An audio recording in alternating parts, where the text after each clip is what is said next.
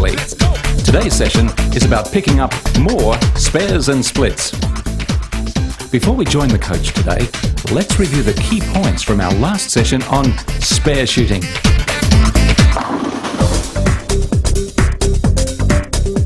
The 369 spare shooting system is a guide to help you work out where to stand to make those spares.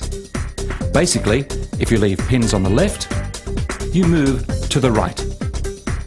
And if there's a pin standing on the right, you move to the left of the approach.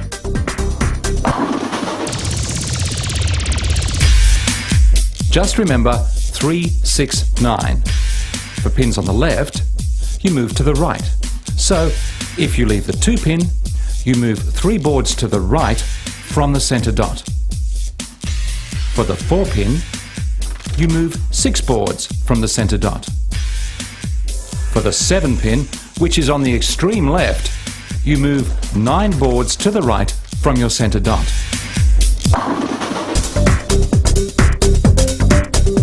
To work out where you should stand to hit the pins on the right, you need to work out where you're going to stand to hit the 10-pin.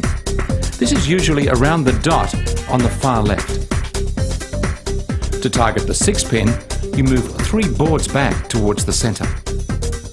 And to target the 3-pin, start at the 10-pin spot and move back 6 boards towards the center.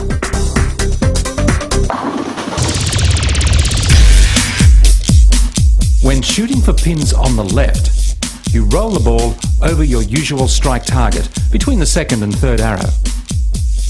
When shooting for pins on the right, you aim between the 3rd and middle arrow from the left.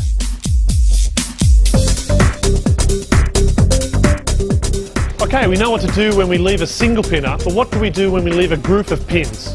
Right now I've left myself the 1, 3, 6 pinner. It's a group of pins. But the simple rule when we go for groups is we always go for the pin closest to us. That's the pin we line up for when we move on the approach.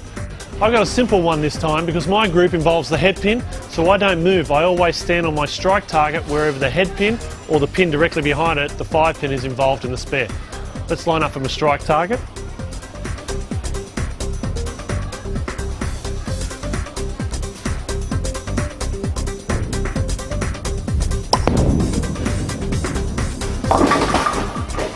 Okay, that covers that group. Now we'll have another look at some other groups of pins and see where we need to move on the lane to cover those.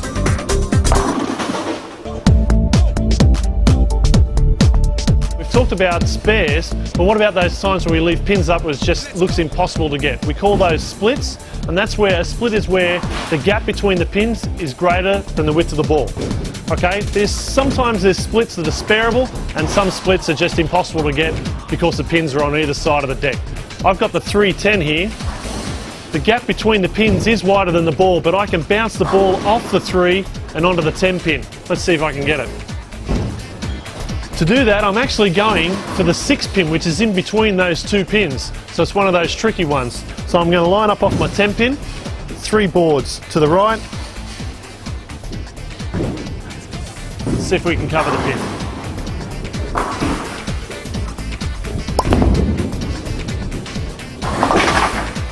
Alright, that's how we get those spareable splits. I'm pretty happy with that one.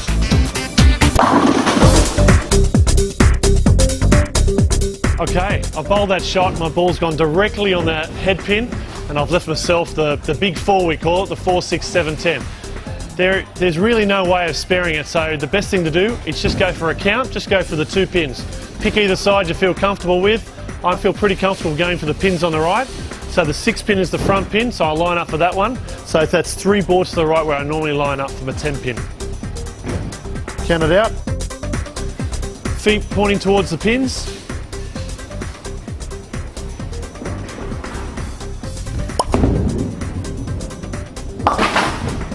Okay, don't forget, when you've got a split and it's impossible to get, just go for the 2 pins and it'll always look good at the end of the game. Now let's get out there and have some practice of shooting those spares. When you're aiming for a group of pins, you work out where to stand by looking at the number of the front pin.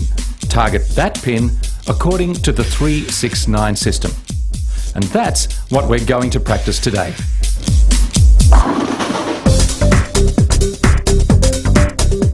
Alright, good shot, Ashley. We've got ourselves a group of pins. The pin closest to us is the 2 pin. So we need to go for that pin to cover the other 2 pins. Okay.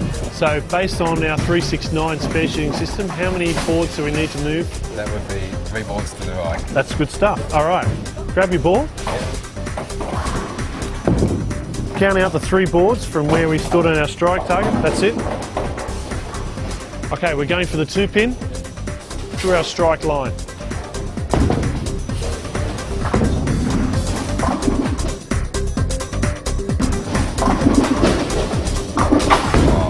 Great shot. You got the 2 pin, that was good. The reason why we just missed the group of pins, because we just missed our strike target just a little bit to the left. Yep. The ball went to the left, but that's okay.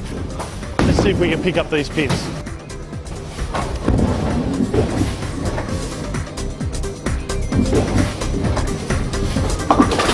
Great shot, perfect. You went through your strike line and you covered the 2 pin and the ball took out the other 2 pins. That's how we get those groups of spares. Good stuff. You know, bowling's a load of fun, and it's even better when you can knock more pins over. Hopefully, those last few sessions you picked up some tips. It's going to help you become a better bowler. I hope to see you on the lane sometime. Good luck and high scoring. See ya.